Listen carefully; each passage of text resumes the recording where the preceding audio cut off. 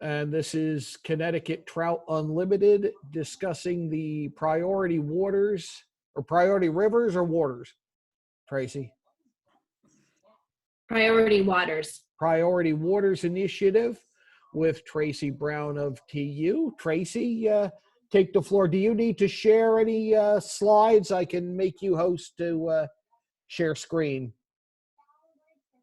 No, I didn't really prepare. Well, Okay. I started to prepare a slideshow, and I thought it would be better to just have a discussion about it, since I'm suspecting that everyone on the call has probably at least been brought up to speed on just generally what we're planning on.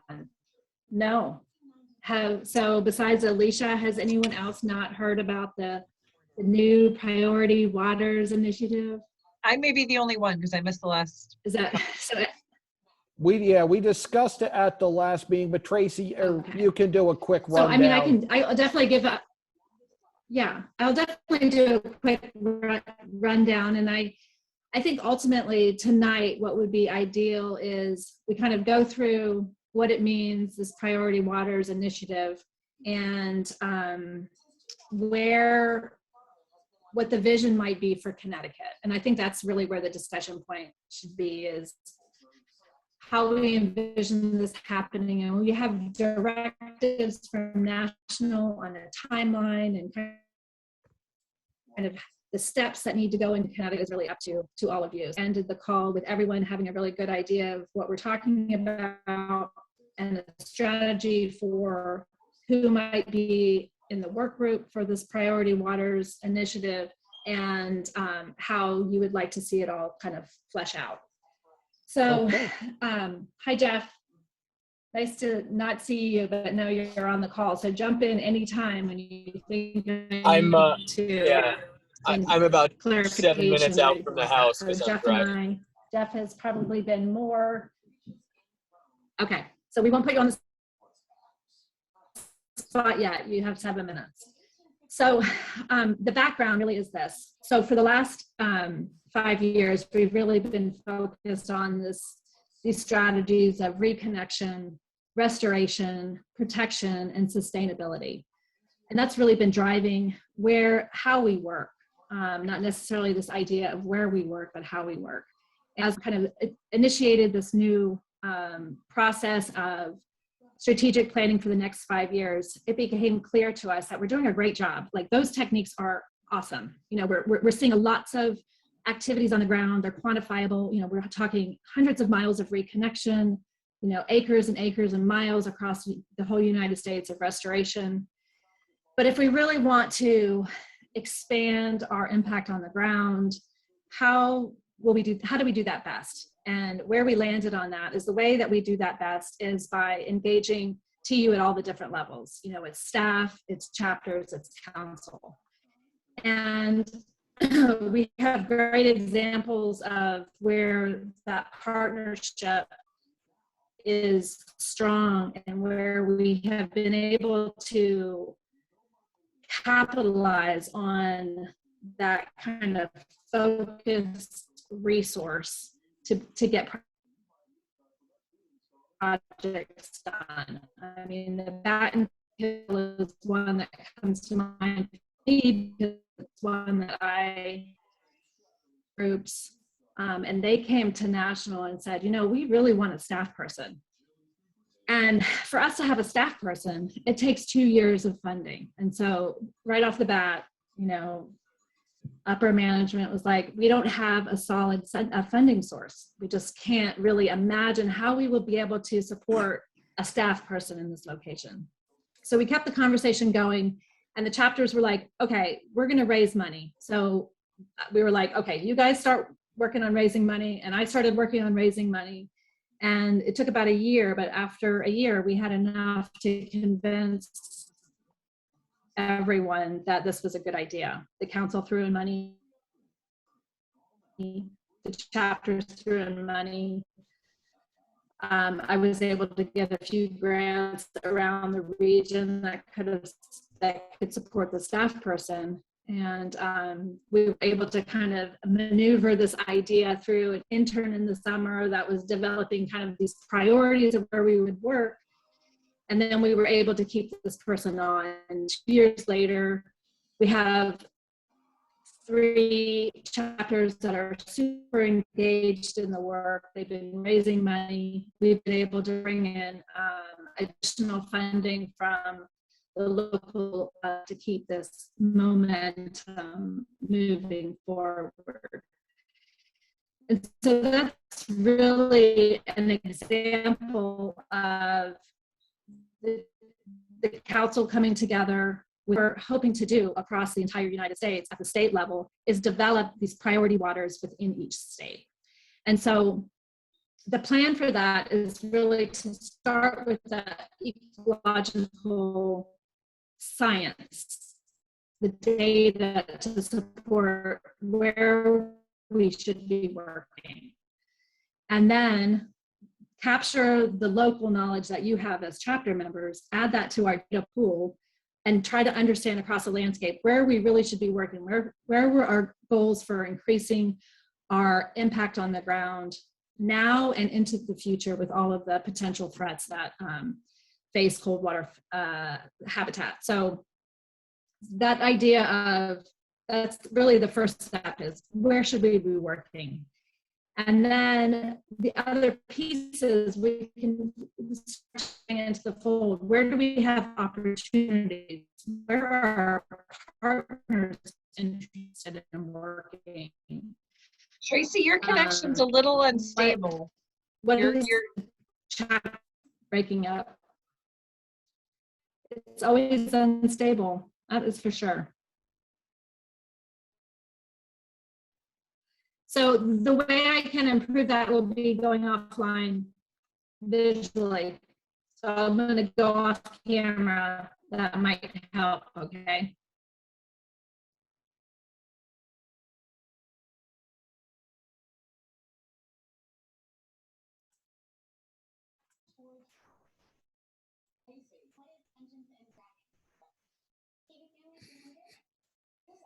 Tracey, you there? So hopefully There that we go. improved. Much better. So did you There we hear go. all of that, or was I just like a garbled mess?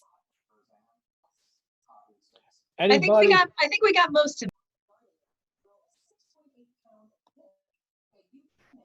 I do as well. Continue.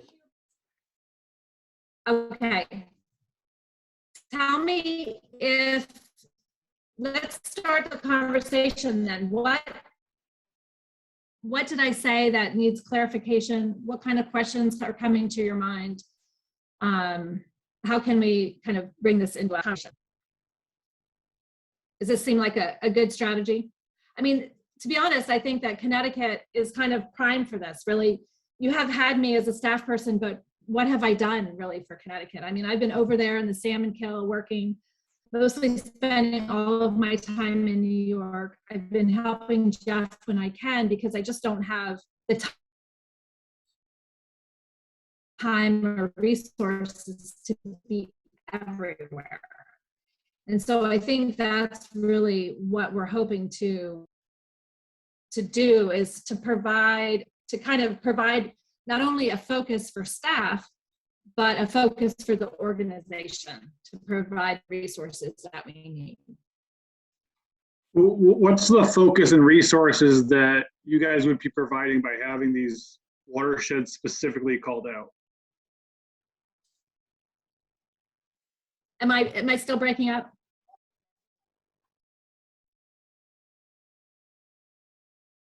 It kind of goes in and out a little bit. But you sounded good just now.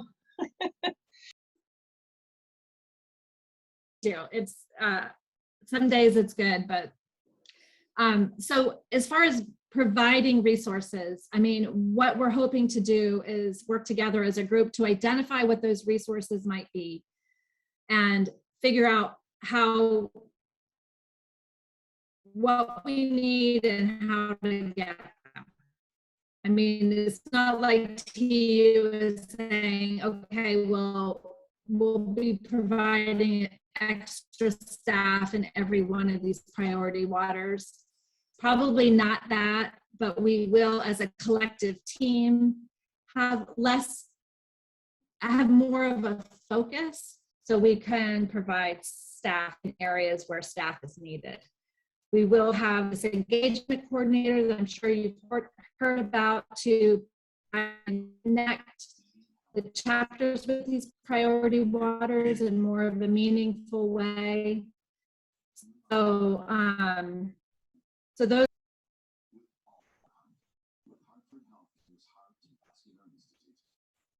Tracey, we lost you. Tracey.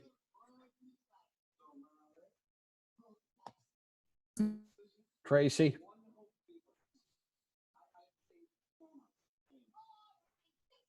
Tracey. Tracey. Log out and log back in. Are you there? Yeah, we're here now. We're here. Okay. Can you hear me okay now? Yes. You know what? Why don't I call in? If you think that would be better, that's fine. Better connection? Try it. Okay.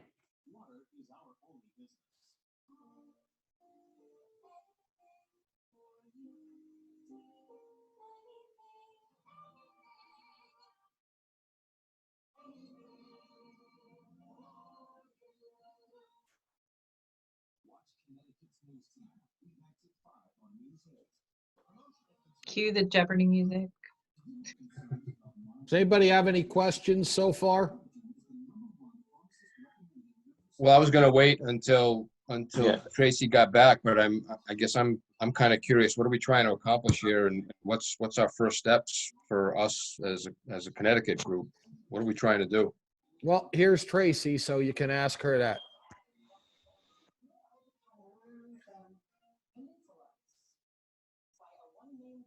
Tracey is joining.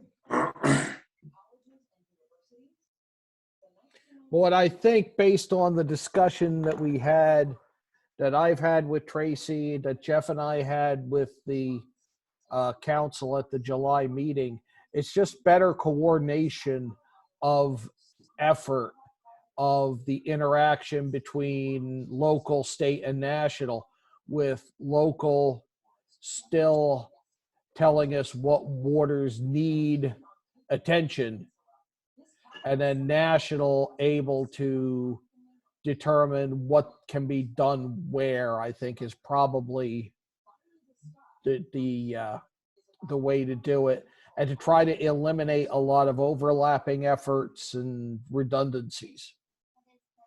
Tracey? Okay, so I just walked around my house and I think I have good service right here. Yeah, Can you this hear is me? much better. We got you. So the downside is my dog has a terrible cough, so you'll have to listen to her. So, all right. So should we start again, or where should I jump in? I guess, well, Jack just gave a little bit of an explanation, but I guess my question is, when we're looking at these priority waters, are we differentiating between the protect and restore? You know, my thinking is, when you're looking at the priority waters, you're thinking about, you know, my mind goes directly to the cold water habitats. And I know, you know, it may be a little bit broader than that, but are we differentiating? How do you see this moving forward as far as the prioritization exercise goes? So the prioritization will really be, so we have, the science team is kind of collecting the data. And so we'll have data layers that will look at the potential for brook trout. We'll look at the temperature modeling data. We'll factor in, you know, Connecticut specific fish data, other landscape type of data that we can overlay into a tool where we can start to understand what the cold water habitat potential is on the landscape.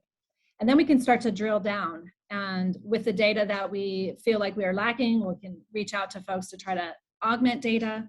We can add into the data local expertise. And then from there, it's kind of just an exercise of, here's all the data that we have. What is this telling us, you know, from in a visual tool, in a mapping exercise? And then we need to make sure that it's ground truth and it really is what we understand on the ground, and then from there be directed to the places that we need to work. But the step that you're talking about is whether or not we will be focused on reconnection or restoration. That will really be driven by the next step. So once the priorities are determined, we'll take these ideas out to our partnerships, make sure we're kind of in sync with our partners, and then develop goals, objectives, and really kind of strategies for each of the priority waters. So maybe it makes sense in one of the priority waters where we have culvert assessment data that show that we have a lot of fragmented habitat, and we know that it's important in this particular priority to focus on reconnection. So maybe the first goal for the first 2 years is to identify the highest priority reconnection projects and start to design those replacements. It might also be, well, we also know that within this area where we're going to do the culvert work, that we have some in-stream habitat potentials as well. So we can build out the goals and objectives for those priorities based on what's needed on the ground. So it's not like we'll have priority waters where we're only doing reconnection. It might be the case in some scenarios, but that's really going to be the end result, is that for every priority waters, we really have a goals and strategies to reaching, the potential that we've established, I guess, if that makes sense. And have you already identified the data layers you need, or is it going to depend on what's available? And where are you getting this data from? So our science team we have a conservation portfolio. Are you all familiar with the conservation portfolio? It's kind of our landscape scale model that we use to prioritize our work. Hold on one second.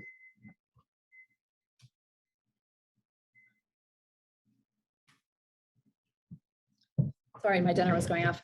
Where was I with conservation portfolio? So we have data sets that are based on landscape ecology, based on brook trout patches, and using model data to really understand what the potential is for brook trout in certain habitats or certain watersheds. And then where we can, we pull in DEC, DEP data and use that as a layer as well. We also have modeled temperature data that we'll be using, and several other data layers that the science team is gathering kind of on this national scale. And that'll be our starting point. And then we can initially just identify where we might be lacking the data and pull those data sets in as well. Connecticut has a great new set of data on where they found brook trout. Is that correct? Well, I wouldn't say it's new data. I mean, some of this data is very old. And, looking at the raw data, that's why I was saying, it almost feels like it could be a priority for us to be able to help DEP gather a little bit more of that data, because that's going to help with protection. Because it's really frustrating when, you have an application, we do inland wetlands enforcement and protection 169 different ways in Connecticut. And, when you have an application in a town, it's frustrating when you don't have that data to help protect, that one stream that, oh my gosh, right, this is the worst thing that could happen to this. But the last time they did a survey on the stream was 1991 when I graduated from high school, which is a really long time ago. Right. It just seems like that would also be a great opportunity and priority for TU to be able to help DEP, because they just don't have the resources to get that data anymore. But this, I think I don't want to distract from the main part. Right. Well, I think that is jump really in on part that. of it. Yeah, is that's one of the things we discussed when we were building the strategic plan and thinking about the priority waters, is that in a lot of places, there would be some very clear places that we know, right? And then there would be huge data gaps. And unlike think of the streamflow regs in Connecticut, unlike the idea that once a stream is classified as a class 3, you can never get it up classified to a healthier stream, right? It's like you need an act of God to do it. Our thinking is just because something's not identified as a priority watershed yet doesn't mean, that it can't be up elevated, right, to a priority water once we gather more data. And so I think that's where that starts coming in, is we start working on the priority waters process, and concurrently, in partnership with the local chapters and DEP and other partners, identifying the places where we really want to fill those data gaps. That's been a big part of Pennsylvania's work, their unassessed waters program. I mean, they've gone out with TU volunteers and chapters and watershed associations and others, and identifying, thousands and thousands of miles of brook trout streams that now have higher levels of protection because they actually went out and proved, brookie presence. So that idea of protection as well that could be a factor in the thinking about priority waters. Where do we want to protect? And that could absolutely be determined to be the priority water, and the number one strategy for that protection might be that we need to get out and have this data. And so that could be the goal for that priority waters, is collecting that data. And then we have to figure out how we're going to do it. Is it TU staff? How do we do that?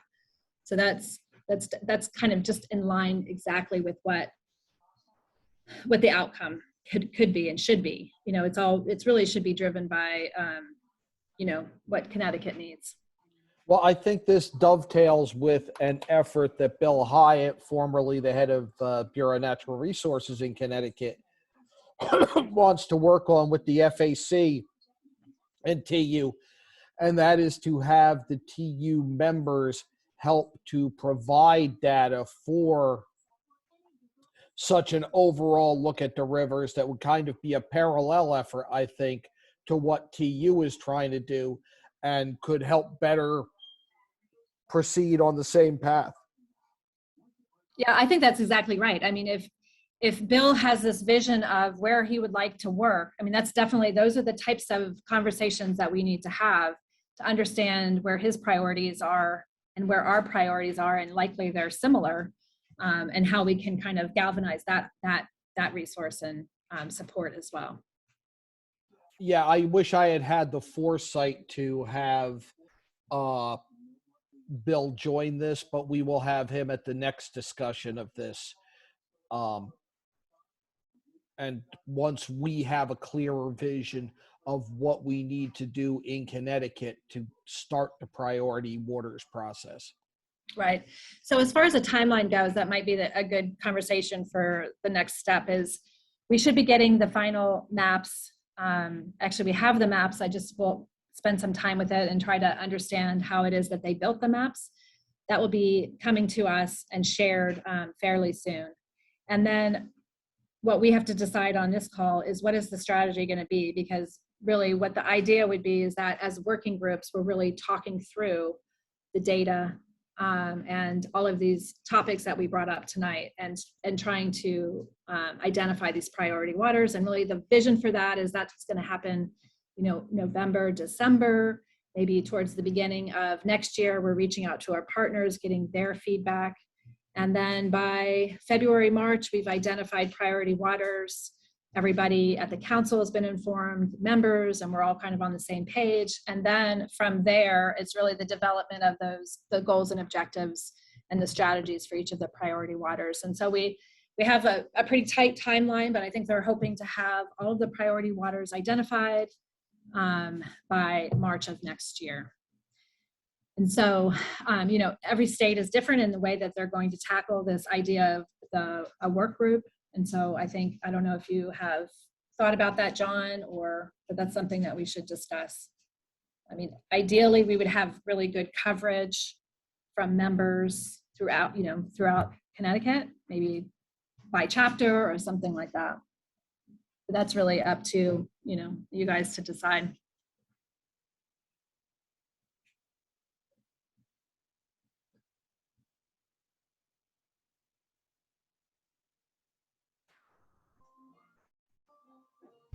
We lose you, John? I'm sorry, I got a phone call. Okay. So if we're waiting for an answer from me, can we repeat the question? Sure. So I guess the question is, what would the vision be for the work group in Connecticut to kind of start working through the data review I think Love that. we could have, if we could have, and tell me if this is too unwieldy, one representative from each chapter, and myself and Sal and you, Tracy, and anybody else from National to discuss, once we have the data, how we allow that to shape what we do. Is that kind of what you're doing in New York? Yep. So in New York, they have they developed a conservation committee that's kind of in charge of a lot of education of conservation leaders. So it's similar to what you're talking about, because we do have good geographic coverage representing different chapters. However, they also thought that they identified people that have certain expertise that they are also inviting into the group to help. But I think that that's a perfect strategy. I mean, Jeff, do you have any thoughts on that? No, I think that's the trick, is right, is the balance is figuring out how to have enough voices and perspectives in that we're actually, fully covering, like, That's why geographic knowledge, but Right. not too many voices, because it will get unwieldy. And frankly, one of the challenges what we'll all have to do is, let's be honest, every one of our chapters has, 5 or 6 rivers that are really important to all or certain parts of our membership. We're not going to have 40 priority waters in Connecticut. That's not focusing, right? And so it's really going to be more around having discussions about, what are our shared criteria for a priority water, and so we need people who are able to do that kind of thinking, to think, in terms of larger perspectives, but also able to effectively communicate back to their chapters. I think that's probably going to be the biggest hurdle. I think when we look at the data, when we look at the maps, a lot of this will be, it's pretty common sense. These are where the brook trout patches are. These are where the brook trout patches are fragmented but could be reconnected. We can see paths. The harder part will be communicating back to the chapters and councils, the membership, in general. So having people who are good communicators, I think it's a big just general skill set thing. So if I can try to allay some fears here, I'm just going to throw this out to Tracy and or Jeff. One, if your chapter has what you feel is a priority water and it does not make the list in, say, 2023, that does not mean it won't climb up as progress is made on other waterways, that the priority water, quote unquote, that you're targeting might be a priority water in, say, 2025, 2026. Is that how the process would work potentially? Potentially, but I guess we wouldn't want to promise anything. I think that the differentiation between priority waters and home waters, it's not a one or done. It's not like we only have priority waters. We definitely, the chapters will still be working, on their streams. It's just so I think that should definitely be communicated. Like we're not necessarily saying the like same thing 2 different Right. ways, I think. Yeah.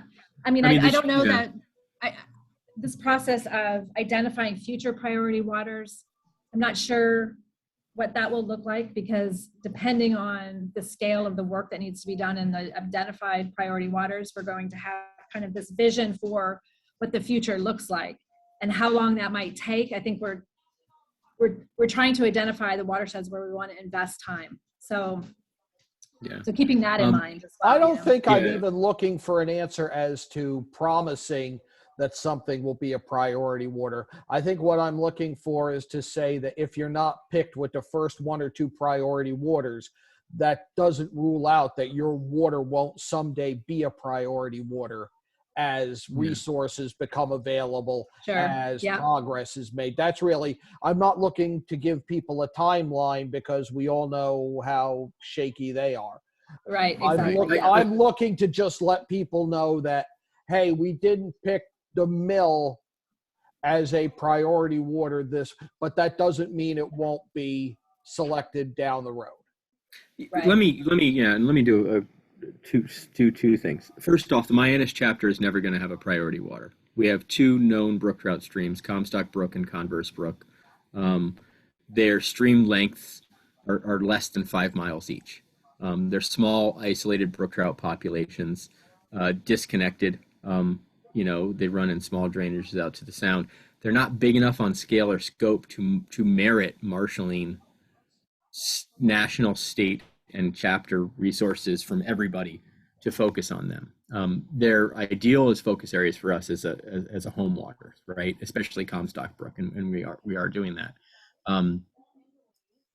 And we'll never, it doesn't matter how many dams we take out on Comstock Brook, it's not going to become a priority water. The science it's just not big enough on scale.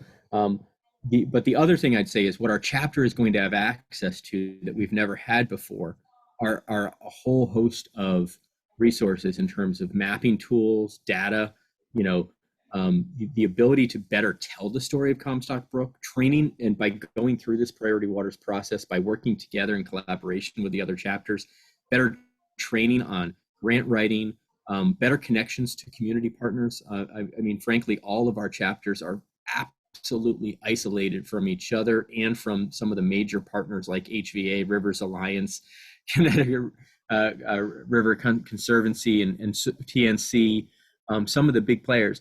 We'll be building those connections, building those relationships, and learning how to be better advocates, be better conservationists, be better, activists, fundraisers, communicators. So the process will also strengthen our ability to do more of that home waters local work too, as well as focusing on the priority waters. I think it could also reduce some redundancies where you have maybe multiple chapters contact. It would just, I think, to a great degree codify the points of contact, because now really anybody could call anybody at National with a list of questions about a certain river and perhaps keep that person from making progress on a water that's a higher priority. Is that accurate? And I'll be the bad guy who says it. I think it's accurate. And I think the other piece that I am excited about is if you think about members, there are likely members that are focused on the home waters for sure. But there's also this group of members that we have that have kind of a bigger perspective. And so we'll be able to tap into a larger membership because of that, because we'll have these kind of more, not just more, not exciting, but maybe more focused efforts across the landscape. So it will really make us seem like we're getting a lot of work done because we'll have the marketing, we'll have the engagement. We just, I think that from that perspective, it's super exciting as well. I don't know if you think that. I do, because I think this can lead to more getting done through a more organized approach to using and requesting resources. Yeah, I agree. Questions? Is there any criteria as a starting point that we're using for identifying priority waters? Because I know it's been mentioned at least a half a dozen times, wild brook trout streams. So it makes sense, and maybe that's a criteria, but I haven't heard anybody say that. I mean, is that one of the things that we in Connecticut will be looking at, is just those wild brook trout streams and not anything else? Our focus will be native and wild trout. Okay. So I mean, that will be that's our, all, that's a natural thing. So anything that's like Yeah. just a great popular river, but it's heavily stocked, I mean, that's not one of our considerations. maybe not, but there'll be other ways to think about those larger rivers as well. I mean, there will be this idea of scale, so if we're thinking about the Farmington and, the tributaries contributing to the Farmington and, it might be a larger scale priority waters than maybe some of the other ones. So that idea of scale can factor into the identification as well. And I mean, in that instance, in that example, one of the things we may be discussing is, if we're thinking about that watershed, is fisheries management of its tributaries. Does the science show, does the data show that some of these tributaries are and could and would be better wild trout streams or native brook trout strongholds if fisheries management practices changed in those subbasins? And advocating for fisheries management will be kind of part of the discussion, along with habitat and things of that nature. And use and recreation as part of that data gathering as well. I'm sorry, what kind of recreation? Use and recreation, so the use on like subsistence fishing. Is that part of the data layer, or is it all specifically ecological data? So the first lens is ecological, which helps us figure out, okay, here's 10 water systems we're looking at in the state that meet the general criteria, right? They've got at least somewhere in that watershed, there's at least 5 miles of water that stays under 18 Celsius year round, right? Might be kind of our brook trout lens, right? It's like, okay, now we can see, here's the 10 blue lines. And then it would, then you start bringing in those, okay, so, what are the DEP's priorities? What are HVA's priorities? What is Rivers Alliance priorities? Where is everybody already working, right? Because, and then the question is, will our support leverage that and add value? Or is our support, what we can bring to the table, really not needed because that partnership is doing a heck of a good job on an important river? We can continue to support it the way we do, but we can invest more heavily in a water where that injection of TU support and leadership might help coalesce more partners around it. I think that's how we then winnow down. Does that make sense, Tracey? It does, and I think to get to that social component, we do have a priority. I mean, one of our priorities is this idea of diversity and equity and inclusion. And the science team have been kind of scouring the data sets to see how we can bring in those kinds of layers as well. And so, they have Native American lands and those kinds of layers that we can add to the picture. Yeah, I asked them to add that was more what I was thinking about. I got you. Yeah, I asked them to add the census layer as well, so we can scope that, because we might decide as a strategy. I'm trying to not to name. So let's say the Smith River, right? Because it's really hard when you start naming names. Let's say the Smith River starts as 10 brook trout streams, and then it becomes a mix of 5 brook and wild brown streams, and then it flows into a main stem of the Smith, and that goes through an urban community and has a high density and a really popular put and take fishery, right? But if we took out some dams, we could actually, those brookies and browns could be utilizing the main stem for summer refuge, for rearing and growing and things of that nature. One of our strategies might be, okay, the Smith is a really critical thing. And one of the first things we need to do to get people to care about the Smith is to engage with the communities where the people live, down at the bottom end of the Smith River, to find out what are their priorities, what do they care about the river, how can we work with them on their goals, how can we encourage them to learn more about why they should care about what happens upstream, those types of things. That was a good choice. I think the Smith may be the only river or stream name we don't have 3 of in Connecticut. I know, right? I couldn't say Mill, I couldn't say Little, I couldn't, yeah. Couldn't say 8 Mile, we even have 2 of those. Right.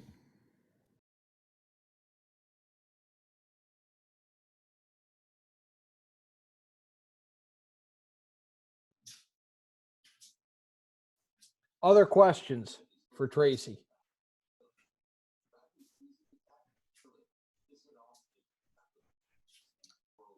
Is this something, and we can discuss this at the October council meeting, we could finalize it. Is this something that the chapter leaders think they want to proceed with? I'm all for this.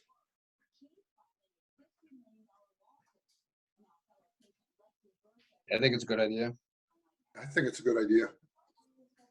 I think it's something we need to proceed with. Yeah, I agree. Sal, your thoughts as NLC rep?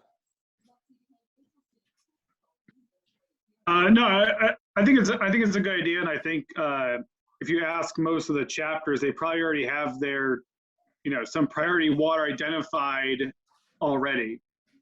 I think from my experience in Eastern Connecticut, it's just a lot of the issue has not been where is the river. It's been trying to get the resources from national and from others to actually do the projects that we already know are there. We've already identified are there. So, like, if we know the Smith River is there and we know there's 3 dams on it, well, we already know there's brook trout there. We know there are dams. We know we want to take them out.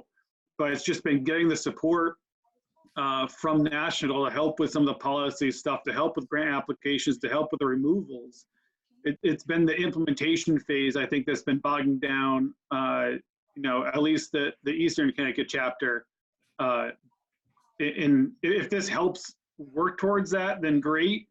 But I think a lot of the chapters already know, like, this is probably going to be our waters that we're going to select because we know there's trout there. We know that the issues are there. So I always get nervous when we make plans and we need good data to get results on the ground. But a lot of times I see plans and things like this just stop.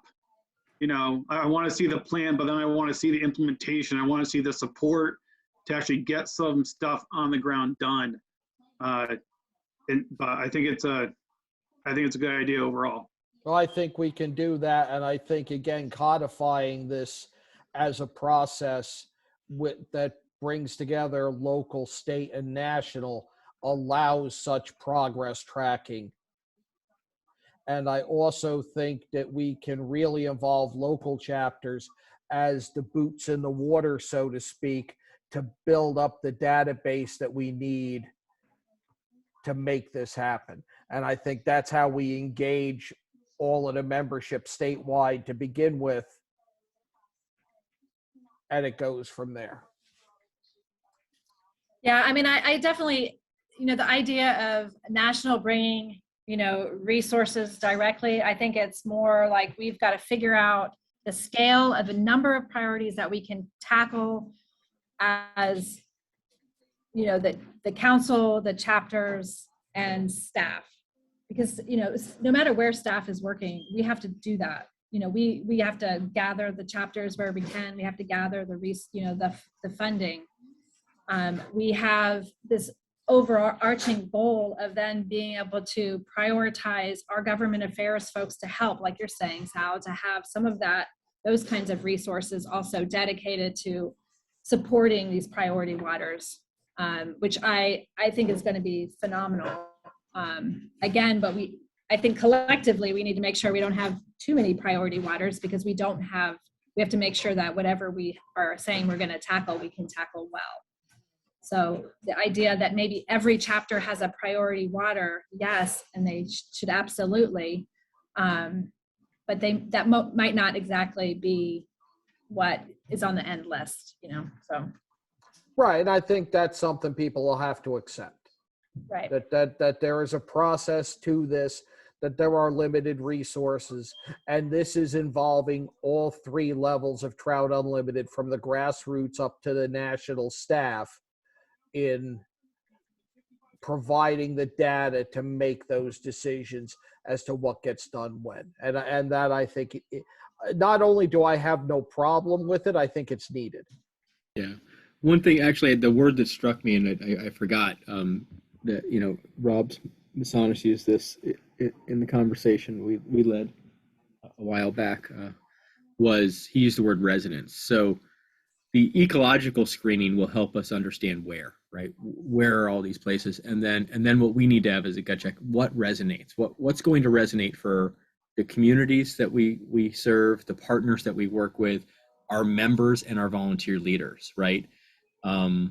What are the streams that are going to kind of, the gong goes off and everybody, it feels right that yes, we should be working there, because we are going to have to be pretty fine in terms of the number of priority waters we can work on, and expect to actually, marshal enough resources, enough people, time, money, things of that nature. So.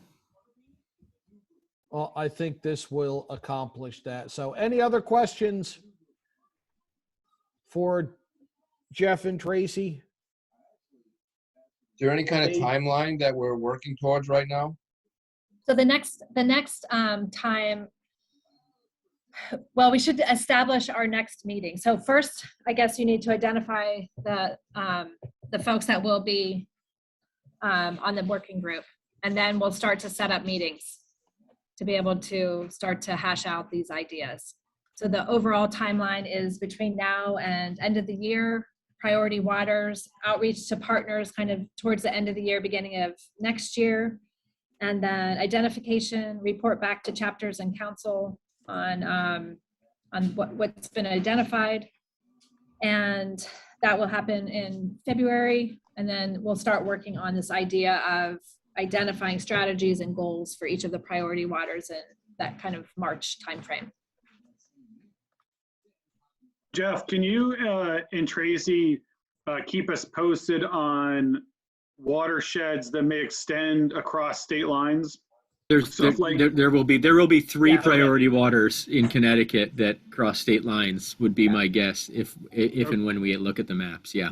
It would just be silly if they have them as priorities, and then once they cross the state line, we're like, oh, didn't meet our criteria, so it's not a priority. So yeah, like so the Housatonic is going to be a priority in Massachusetts and New York. It'll be the 10-mile, right on the fringe probably, and the upper would be my guess, right? So we can't be like, you guys clean the water for us. That'd be great. It's going to be more, what do you need? How can we help make the headwaters of the Housy cleaner, healthier, and better, right? Could be the same, obviously, with some of the other bigger systems. And hopefully those where we share a boundary will be really powerful, because we'll have 2 councils, we'll have multiple chapters, so really be bringing together the resources. And I think when you're touching on the Housy, we still have so many tributaries coming in that are thermal refuges or so on and so forth, that we need to also look at those. Right. Agreed. What basin level are you going to be looking at? I mean, we'll have, so we have data as fine as sub-watershed. So we can, go broader if it makes sense. We can then focus in on sub-watersheds. Maybe in the case of the Housatonic, maybe we're broad. And then when we start to set up priorities and strategies, we start to focus on sub-watersheds to start. And maybe it might be the 10-mile and the Naugatuck or something. Right, like exactly. And maybe the goals might look like, okay, so on those rivers, we want to make sure that we have connected, streams from the mouth all the way up. What is that going to take? Those are the kinds of discussions and outcomes.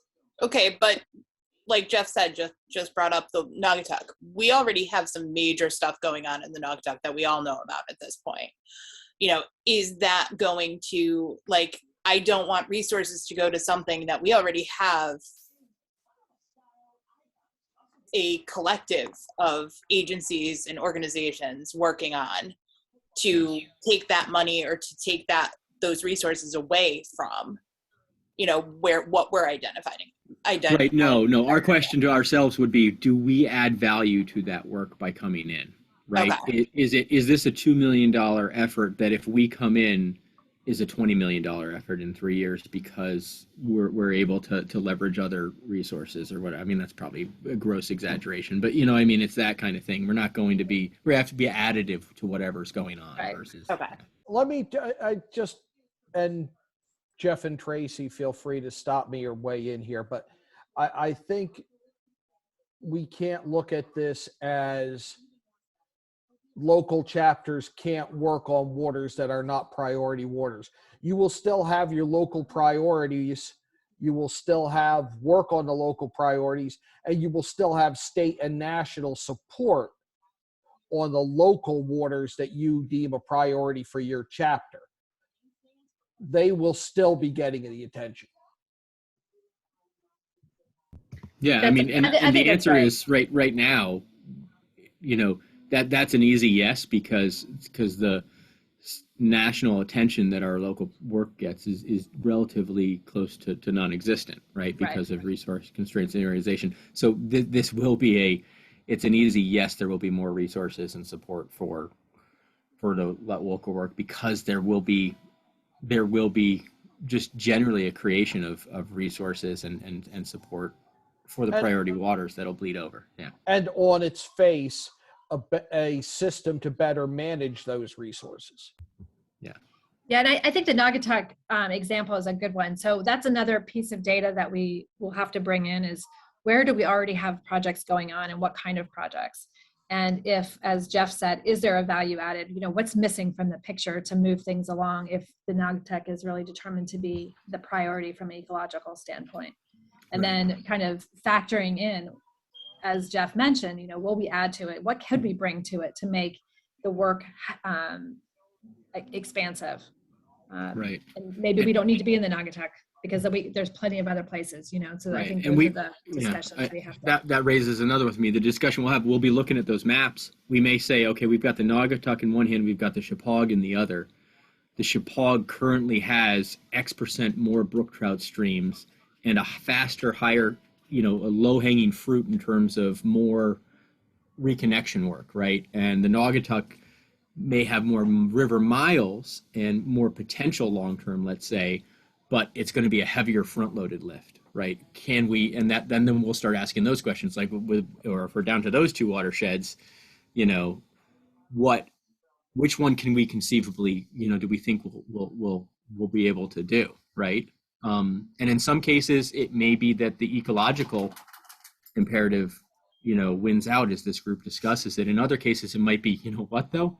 There's no money for the Chippewa, right? There's no community of support behind it. You know, there's a few loose collections of I'm bastardizing what's actually a really strong partnership on the Chippewa too. But you know, I mean, we will have to have those kind of discussions as a group. Is, you know, when you say the word Chippewa or 10 Mile or Naugatuck, do conservationists and anglers in Connecticut start nodding their head? Do birders go, oh yeah, that's an important place, you know? And if not, you know, if it doesn't resonate and it doesn't resonate with funders, you know, we'll have to decide. Some of the places we may have to choose the hard row to hoe, because it's got the most critical habitat that we need to protect before climate change just wallops us. And in other places we may go, that's got so much front end work. Let's focus somewhere where we can make a bigger impact faster. But that's for us to decide, not as a group. And that's probably going to be those are the harder discussions, I think. It will. So as I see this, I see our next step as being the council voting to approve creation of a, what would we call it, conservation committee, a priority waters committee. Any vernacular you prefer, Tracey? No, it's really up to you, however Okay. you want to. Yeah, I mean, it's up to you if you want to have a vote to create it. I mean, the bylaws allow the council chair, just like presidents have, to be able to create committees. But you know, so you might not need to vote on the creation, but it might be a call for who's the nominee. Any objection among the chapter leadership here tonight?